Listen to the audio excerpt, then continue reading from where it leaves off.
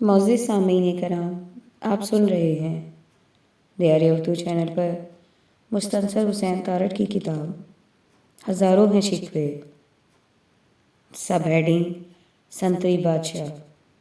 یہ آج تک معلوم نہیں ہو سکا کہ لاہوری ٹریفک کے سپاہی کو سنتری بادشاہ کیوں کہتے ہیں، لیکن یہ بھی تو معلوم نہیں ہو سکا کہ اہل لاہور پرتکلف کھانے کو کعبہ، نائی کو خلیفہ، کیلولے کو ٹھونکا، زبردست کو جبر جنگ، بیوی کو بڈھی، رشوت کو مکمکہ اور دوستوں کو پاگل خانے یا نامہ نیم کیوں کہتے ہیں؟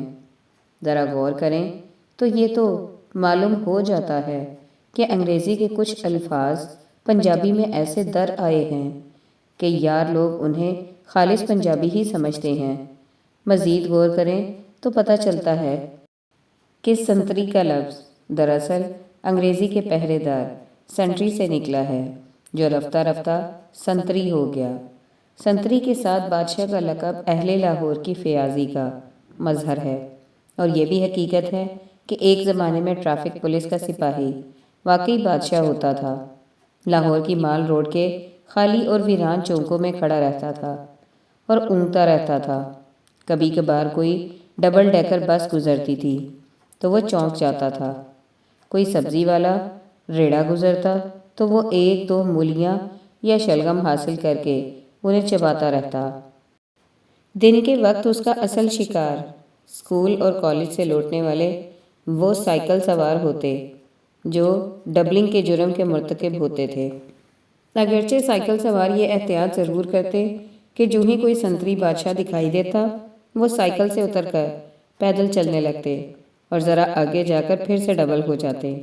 لیکن سنتری بادشاہ بھی کچی گولیاں نہیں کھیلے ہوتے تھے، وہ بھی ذرا پوشیدہ ہو کر کھڑے ہوتے اور مجرمان کی آمد پر یکدم وارد ہو کر ان کی سائیکل کا ہینڈل پکڑ کر کہتے، اوئے تمہارا تو چالان ہوگا۔ رات کے وقت وہ خاص طور پر ان ٹانگوں کی طاق میں رہتے جو بغیر بتی کے چھم چھم کرتے اندھیرے میں بھی سنائی دے جاتے تھے۔ انہی دنوں کا قصہ ہے کہ میں نیا چھٹی جماعت میں گیا تھا اور یہ نہیں کہتا تھا کہ میں چھٹی جماعت میں پڑھتا ہوں، بلکہ سینہ پھلا کر اعلان کرتا تھا کہ جناب علی میں کلاس ششم میں اسٹڈی کر رہا ہوں۔ تو انہی دنوں ایک بھری دوپہر میں اسکول سے واپس آ رہا تھا اور ڈرائیور کے ساتھ واپس آ رہا تھا، یعنی سائیکل میرا تھا اور اسے ڈرائیو میرا جماعتی نسیم کر رہا تھا، اور میں مزے سے ڈنڈے پر بیٹھا آس پاس کے مناظر سے لطف اندوز ہو رہا تھا۔ اب ہم بے دھیانی میں مارے گئے۔ جی پی او کے چوک کے بڑے پیپل کے نیچے پوشیدہ سنتری بادشاہ ہمیں نظر نہ آیا۔ جب نظر آیا تو اس نے ہمارے سائیکل کا ہینڈل تھام رکھا تھا اور ہم گرتے گرتے بچے، کیونکہ ابھی ہماری ٹانگوں کی لمبائی سائیکل کی اونچائی کے برابر نہیں ہوئی تھی۔ اس نے ایک گرجدار آواز میں نعرہ لگایا، بچوں تمہارا تو چالان ہوگا، کیا نام ہے تمہارا؟ چالان کے نام پر ہم دونوں معصوم بچے لوگ تھر تھر کانپنے لگے، پسینے چھوٹ گئے، ہکلانے لگے اور غسل خانے میں جانے کی شدید حاجت نے سر اٹھا لیا۔ اس زمانے میں چالان ایک بہت بڑا خوفناک لفظ تھا اور پورے محلے میں مشہور ہو جاتا تھا کہ فلاں کا چالان ہو گیا ہے، اور اس کا چال چلن مخدوش سمجھا جاتا تھا۔ اب اس صورتحال سے بچنے کا ایک ہی طریقہ تھا۔ نسیم کو اللہ تعالیٰ کی طرف سے ایک خاص ٹیلنٹ سے نوازا گیا تھا۔ وہ دن یا رات کسی بھی وقت بلا تکلف 2 سیکنڈ کے اندر بلا وجہ دھاڑے مار مار کر رونے پر قادر تھا، اور اتنا روتا تھا کہ اس کی اور سننے والوں کی ہچکی بند جاتی تھی۔ اسکول میں اساتذہ بھی اس کا احترام کرتے تھے اور بلا وجہ اسے زد و کوب کرنے سے گریز کرتے تھے۔ بہرحال اس بھری دوپہر میں جب ہم جی پی او چوک میں کھڑے تھے اور ہمیں اپنی اپنی امی یاد آ رہی تھیں اور ایک سنتری بادشاہ کا غضبناک چہرہ ہمارے سامنے تھا، میں نے نسیم کو اشارہ کیا کہ بھائی میرے شروع ہو جا۔ نسیم نے فی الفور منہ ایک ادا سے مگر پریشان ہو گیا۔ نسیم نے فی الفور منہ ایک اداس مگرمچھ کی طرح کھولا اور ایک چیخ بلند کی اور بھو بھو کرتا رونے لگا۔ سنتری بادشاہ یکدم پریشان ہو گیا کہ اس کاکے کو میں نے تو کچھ نہیں کہا، تو اس نے کس سلسلے میں دھواں دار رونا شروع کر دیا۔ چنانچہ اس نے ڈانٹ کر کہا، اوئے چپ کر اوئے۔ اس پر نصیب نے اپنی دھاڑے مارنے کی والیوم مزید بلند کر دی۔ سنتری بادشاہ پریشان ہو گیا۔ سنتری بادشاہ مزید پریشان ہو گیا۔ اوئے چپ کرتا ہے یا میں لپڑ مار کر چپ کراؤں؟ اس لپڑ مارنے کی دھمکی کی وجہ سے نسیم مزید اشتعال میں آ گیا اور نہایت دردناک آواز میں ہائے امی بھی پکارنے لگا۔ لوگ جمع ہونے لگے۔ پوسٹ آفس کے باہر جو عرضی نویس اونگ رہے تھے وہ بھی آ گئے۔ خاصا مجمع لگ گیا اور ہر ایک یہی پوچھ رہا تھا کہ اس بچے کو کیا ہوا ہے، بیٹے آپ کو کس نے مارا ہے؟ ادھر سنتری بادشاہ کے اوسان ختم ہو چکے تھے اور وہ لوگوں کو قسمیں کھا کھا کر یقین دلانے کی کوشش کر رہا تھا کہ جناب میں نے اس بچے کو کچھ نہیں کہا۔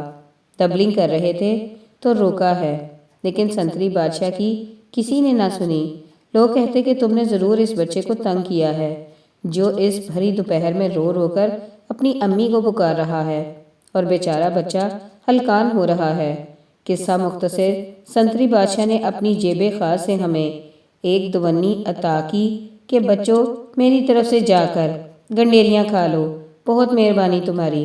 نسیم نے دونی وصول کی اور وہ فی الفور چپ ہو گیا اور ہم سائیکل پر سوار ہو کر مزے سے واپس آ گئے۔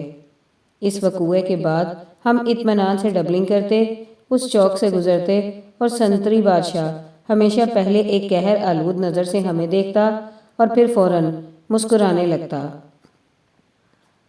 لیکن اب لاہور کی صورتحال بدل چکی ہے۔ سنتری بادشاہ بدل چکے ہیں۔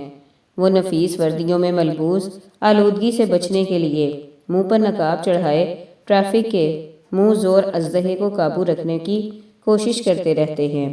سائیکل سوار، تانگے والے اب درخور اتنا نہیں سمجھے جاتے، صرف رکشہ ڈرائیورز، موٹر سائیکل سواروں اور چھوٹی موٹی کاروں والوں کو روکا جاتا ہے۔ بڑی گاڑیاں جن پر سبز رنگ کی پلیٹیں MNA یا MPA کی بہار دکھاتی ہیں، ویگنیں اور پیجاروز، ان کو قطعی طور پر نظر نہیں آتی۔ مٹی اور سریے سے لدی ٹریکٹر ٹرالیاں، بجری سے بھرے ٹرک اور ریڑے ان کے محبوب ہیں اور وہ ٹریفک کے اصولوں کے تابع نہیں ہیں۔ اب انہوں نے کسی برگد کے نیچے بیٹھے ہوئے جوتشی کو اپنا خزانچی مقرر نہیں کیا۔ اب انہوں نے کسی برگد کے نیچے بیٹھے ہوئے جوتشی کو اپنا خزانچی مقرر نہیں کیا ہوتا کہ یا تو چالان کراؤ یا پھر وہاں جا کر 1 روپیہ یا 8 آنے جمع کرا دو۔ اب چوک کے درمیان میں کھڑے کھلم کھلا مکمکا ہوتا ہے۔ ویسے تو ان دنوں ٹریفک پولیس کے بڑے افسر نہیں، عام سپاہی بے حد مظلوم مخلوق ہیں۔ گرمیوں کی شدت میں، سردیوں کے سخت موسموں میں وہ لاہور کی ٹریفک کو کنٹرول کرنے کی کوشش کرتے ہیں اور اہل لاہور اگرچہ ان میں سے بیشتر کاروں کے مالک ہو چکے ہیں، لیکن ان کی ذہنیت ابھی تک تانگے میں اٹکی ہوئی ہے اور وہ اپنی کاروں کو گھوڑے سمجھ کر ڈرائیو کرتے ہیں۔ لاہور کی ٹریفک لائٹس میں بندوبست کچھ یوں ہے کہ اگر آپ دائیں ہاتھ مڑنا چاہیں تو سگنل کے سبز ہونے پر آپ کار کو آگے لے جا کر انڈیکیٹر آن کر کے انتظار کرتے ہیں کہ سبز بتی سرخ ہو اور پھر دائیں جانب مڑنے والا اشارہ روشن ہو جائے۔ ایک روز ضلع کچہری کے چوک سے دائیں جانب انارکلی کی طرف مڑنے کے لیے میں حسب معمول سبز بتی پر چوک کے درمیان جا کر رک گیا اور اپنے اشارے کا انتظار کرنے لگا، لیکن ایک حیرت ناک بات ہوئی کہ دائیں طرف مڑنے والا اشارہ روشن نہ ہوا اور اسی لمحے سنتری بادشاہ نازل ہو گئے۔ گاڑی ایک طرف کر لو بھائی اور کاغذات دکھاؤ۔ انہوں نے بونٹ پر ایک دھپ لگا کر حکم دیا۔ لیکن کیوں؟ میں نے حیران ہو کر کہا، آپ نے ٹریفک کا اشارہ توڑا ہے۔ جی نہیں، یہ بالکل غلط بات ہے، بتی سبز تھی جب میں یہاں آیا ہوں اور پھر دائیں مڑنے کا اشارہ آن نہیں ہوا، اس لیے یہاں رک گیا ہوں۔ یہاں رکے ہوئے ہیں نا، چوک میں تو یہ بھی ٹریفک کی خلاف ورزی ہے۔ سنتری بادشاہ، میں نے دائیں مڑنا ہے۔ اور دائیں مڑنے کا اشارہ جناب عالی پہلے ہوتا ہے، پھر بجھ جاتا ہے اور ٹریفک سیدھی جاتی ہے۔ آپ سیدھی جاتی ٹریفک میں سے الگ ہو کر ادھر کھڑے ہو گئے ہو، چالان ہوگا۔ جی تو میرا بھی یہی چاہا کہ نسیم کی طرح بھو بھو کر کے رونا شروع کر دوں، لیکن میں اب بڑا ہو چکا تھا۔ سنتری بادشاہ، تمام چوکوں میں ٹریفک کا یہی نظام رائج ہے کہ بتی سبز ہوتی ہے اور آپ کار چوک میں لے جاتے ہیں، پھر وہ بتی گل ہوتی ہے اور دائیں طرف کا اشارہ روشن ہو جاتا ہے۔ اب پورے لاہور میں اگر یہاں آپ نے الٹا حساب رکھا ہوا ہے تو اس میں میرا کیا قصور ہے؟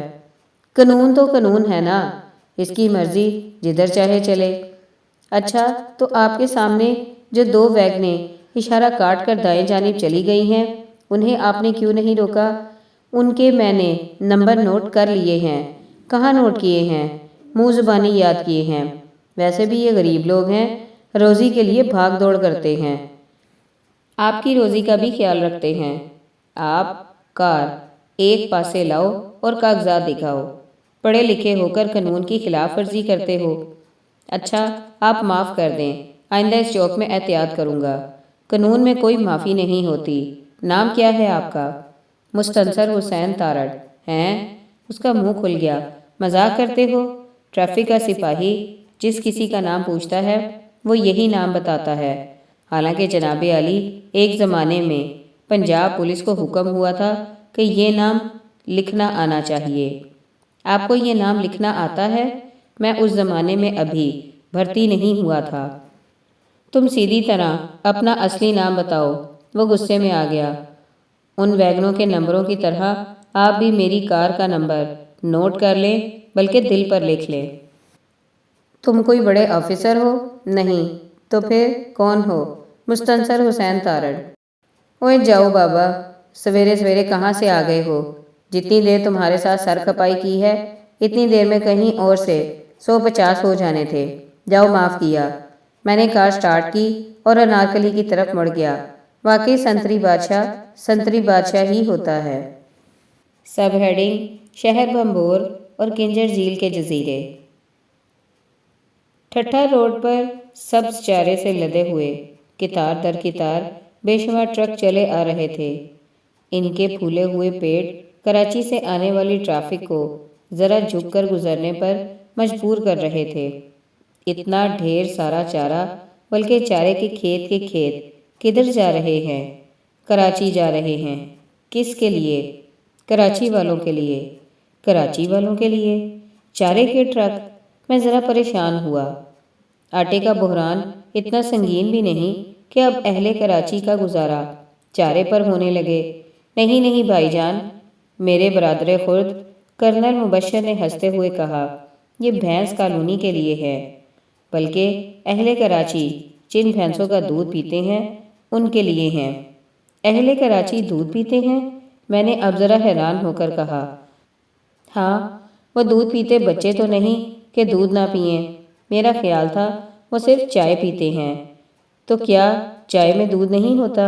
غالباً ہوتا ہے۔ میں ایک عرصے کے بعد کراچی آیا تھا اور ایک پینڈو بچے کی طرح ہر شے، ہر عمارت کو منہ کھولے حیرت سے دیکھتا تھا۔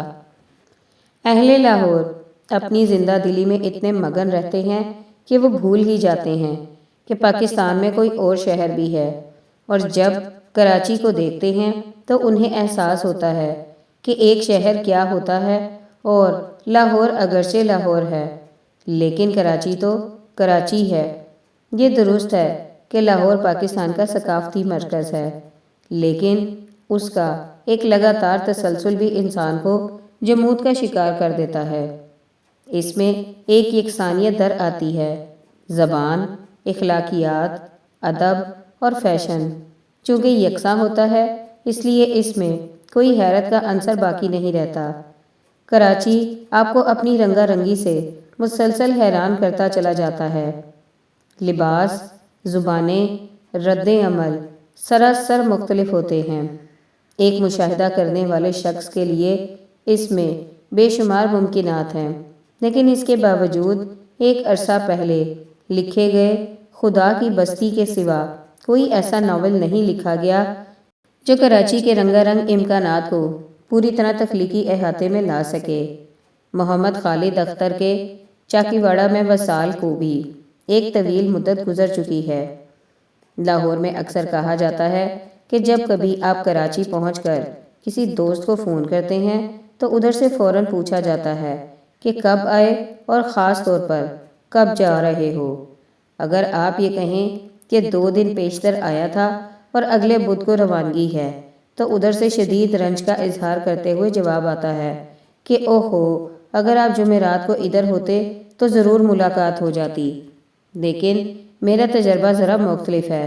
فاصلوں اور مصروفیت کی نوعیت ایسی ہے کہ لوگ نہ چاہتے ہوئے بھی اس کی قید میں ہیں، اور ان کا رد عمل بھی ان فاصلوں اور مصروفیت کی عکاسی کرتا ہے۔ مثلاً میں نے پچھلی مرتبہ ایک بزرگ ادیب کو صرف اس لیے فون کیا کہ میرے لیے کسی بھی شہر کی نمائندگی وہاں کے ادب، مصوری اور موسیقی سے ہوتی ہے، اور ان لوگوں سے ملاقات ان کی تخلیقی صلاحیتوں کے اعتراف کے طور پر ایک فرض ٹھہرتا ہے۔ فون کسی خاتون نے اٹھایا۔ میں نے پوچھا کہ جی فلاں صاحب تشریف رکھتے ہیں؟ جی فرمائیے۔ انہوں نے صرف اتنا کہا۔ گزارش یہ ہے کہ فلاں صاحب تشریف رکھتے ہیں؟ جی فرمائیے۔ انہوں نے پھر کہا اگر ممکن ہو تو بات کروا دیجئے۔ جی فرمائیے۔ وہاں سے پھر جواب آیا۔ اس پر میں نے ذرا پریشان ہو کر کہا دیکھیں میں لاہور سے آیا ہوں، یہ میرا نام ہے، تو کیا فلاں صاحب سے بات ہو سکتی ہے؟ آپ کو ان سے کیا کام ہے؟ اب میرے پاس اس کا کوئی جواب نہ تھا کیونکہ مجھے ان سے کوئی کام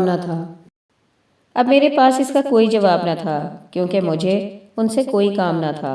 بہرحال بڑی مشکل سے بات ہوئی اور انہوں نے انتہائی محبت سے مجھے اپنے ہاں مدعو کیا۔ انہوں نے اپنے گھر میں جس طرح میری پذیرائی کی اس نے مجھے حوصلہ دیا، اور میں نے اس جی فرمائیے اور آپ کو ان سے کیا کام ہے سنڈروم کے بارے میں دریافت کیا۔ وہ کہنے لگے تارڑ صاحب، دراصل یہاں یہ تصور بھی نہیں کیا جا سکتا کہ کوئی بھی شخص کسی کام کے بغیر اظہار عقیدت کے طور پر ملاقات کا خواہاں ہے۔ ادھر یہ رواج نہیں ہے، اسی لیے پوچھ لیا جاتا ہے کہ آپ کو کیا کام ہے۔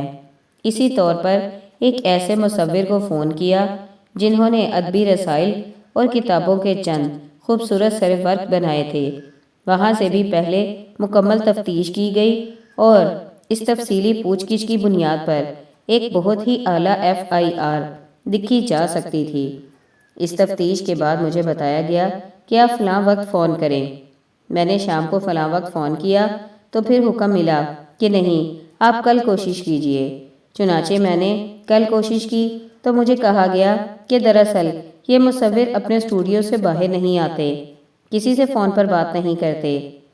یوں بھی وہ بہت مشہور شخصیت ہیں۔ میں نے ڈرتے ڈرتے صرف یہ عرض کیا کہ محترمہ، اگر پہلے روز ہی مجھے یہ سب کچھ گوش گزار کر دیتی تو میں توبہ طائب ہو کر لاہور لوٹ جاتا۔